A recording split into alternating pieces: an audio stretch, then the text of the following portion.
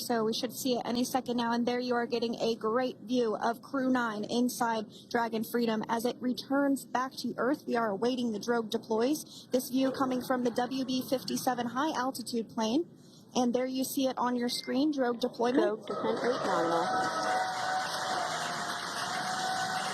You can hear the crowd here. Visual on 2 healthy drogues.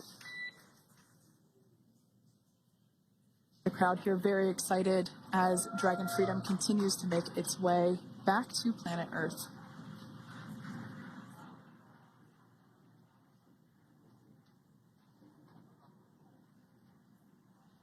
Next up, we'll stand by for the main deployment of the parachutes. The mains are quite a bit larger. You'll be able to notice the difference on your screen once they deploy, and they continue to ensure that the Dragon spacecraft slows down even further. As we mentioned, Freedom will be traveling 16 miles per hour when it splashes down off the coast of Tallahassee, Florida, here at 2:57 p.m. Pacific time this afternoon. And there we go. We have visual on 4 healthy mains. That view was from inside. Freedom copy. That view was from inside one of the buckets where the parachutes are located. So we see a great view there of the reefing on those parachutes. And as those main parachutes begin to inflate fully, 4 beautiful, healthy mains. Now awaiting visuals of splashdown. Freedom. We'll start to hear Commander Nick Hague. Copy 1000. As we heard right there, Commander Nick Hague will be calling out the altitude of the Dragon capsule from here on out. Landing in water is simpler and provides more margin against unlikely parachute issues. You can see those parachutes continuing to slow the Dragon capsule down. And if you're just joining us, you're looking at 800 meters. a live view of Crew 9, just minutes away from splashing down off the coast of Tallahassee, Florida. Splashdown 2 minutes from now at 2:57 p.m. Pacific. We do have 4 healthy mains really doing the job there. Just breathtaking views of a calm, glass-like ocean off the coast of Tallahassee, Florida. Crew 9 just minutes away from splashing down. This is really such an incredible shot. That Copy was 600. That was a live view from our recovery vessel, Megan, which is stationed a couple miles away from the splashdown site. We can see the crew there using their restraints as resting places for their arms. They were just in space moments ago, so their arms were able to float freely. 400 meters. This is a gorgeous bluebird day here that we have for the splashdown of Crew 9.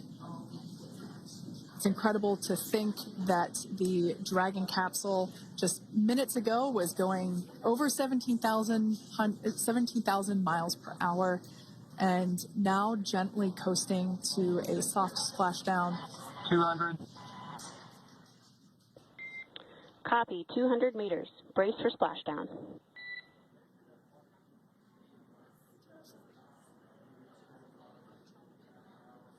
As you can see there on your screen, continuing to monitor progress of the Dragon spacecraft.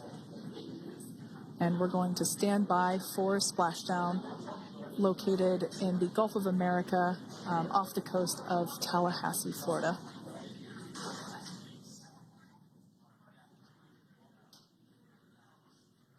And splashdown. Crew 9 back on Earth.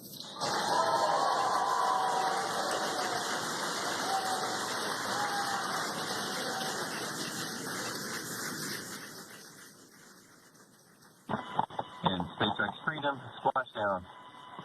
Good main release. Copy splashdown. We see main chutes cut. Nick, Alex, Butch, Sunny, on behalf of SpaceX, welcome home.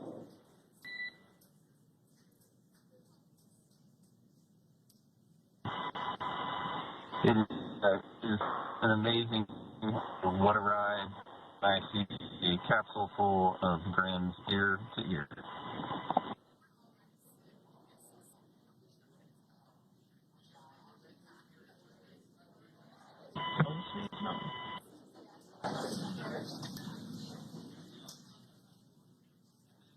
And as you can see on your screen, we have visual confirmation of splashdown. Dragon Freedom has returned home, and NASA astronauts. System safety verifications are in progress. We'll report back when recovery personnel are en route.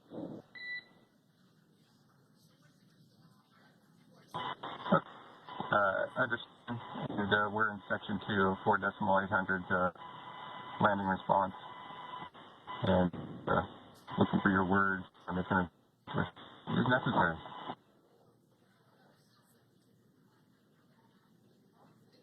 In the distance, we can see the recovery vessel making its way.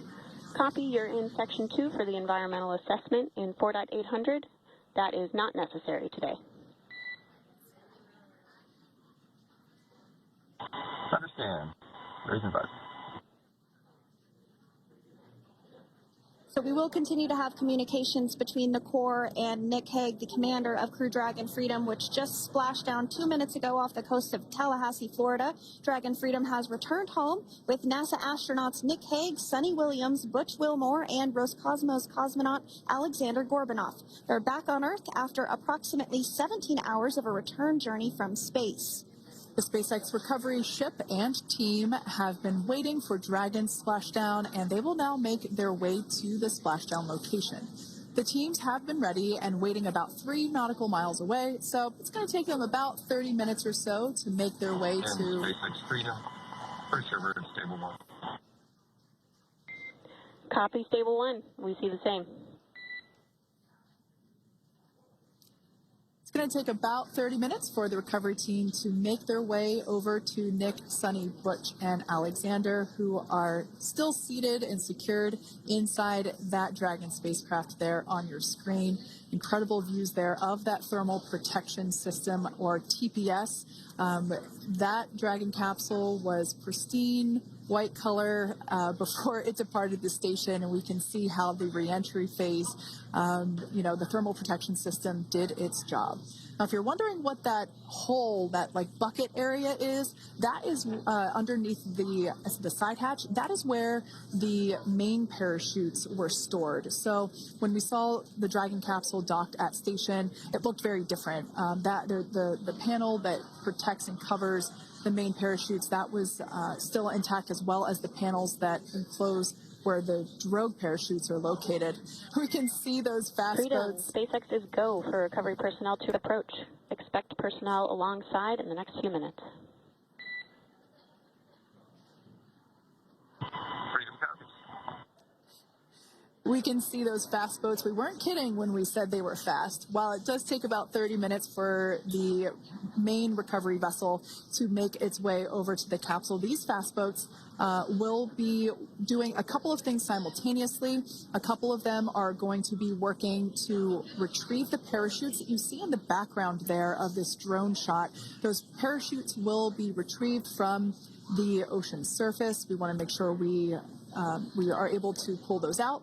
The recovery vessel there closest to the spacecraft is going to be performing some safety checks. We can see there they're using an instrument that is basically working to detect if there are any hypergolic vapors or fumes that are still residing in and or around the Draco thruster nozzles or outlets. The hypergolic fuel, which is necessary for on-orbit burns to maneuver the spacecraft. Unfortunately, those hypergolics are unable to be breathed. They are toxic, and so this team here is doing those initial safety checks to make sure that it is safe for the rest of the recovery team to approach the spacecraft. They're also checking to make sure that any residuals from the pyros are safe and are not going to cause any issues. We can see the team working their way around the spacecraft to do these, basically these sniff tests on all of those Draco thrusters. And as we continue to await the recovery of our Dragon spacecraft with NASA astronauts Nick Hague, Sonny Williams, Butch Wilmore, and Roscosmos cosmonaut Alexander Gorbanov inside, Dragon has autonomously completed several steps to safe itself following splashdown. We are continuing to see Dragon in what is known as stable 1 configuration. That's kind of the ideal configuration following splashdown. It's upright, and the Dragon capsule's in the right configuration for it to be hoisted into the recovery vessel Megan, which you do see a little ways off in your screen approaching. Dragon will continue to remain live on air with you through that recovery process, all the way through the point where the crew is extracted from the Dragon spacecraft. Now, if you are just joining us, the mission has gone smoothly so far. Dragon successfully splashed down off the coast of Tallahassee, Florida at 2:57 p.m. Pacific, 5:57 p.m. Eastern Time this afternoon. Approximately 17 hours prior to splashdown, Dragon autonomously undocked from the International Space Station, completed a series of departure burns, jettisoned its trunk section, and performed its final burn, the deorbit burn. This placed the Dragon spacecraft on a trajectory toward Tallahassee, Florida. Dragon successfully re-entered the Earth's atmosphere, followed by deployment of its parachutes to slow the spacecraft down to a gentle splashdown. We're now going to follow the Freedom, hypergol sweeps and unfired ordnance checks are nominal. Rigging is in progress. Approximately 25 minutes until capsule lift. Stand by for PMC with SpaceX flight surgeon. Copy. And so what we did just hear there was communications that those hypergol checks were complete. They didn't find any of that upon those checks, so we'll continue to move through the timeline. Next up is a process called rigging, which you see happening right now on your screen. This is when a SpaceX recovery personnel actually works to climb aboard the capsule and work through procedures ahead of lifting onto the nest of the recovery vessel Megan. We heard it's going to be about 25 minutes or so until that lift actually takes place.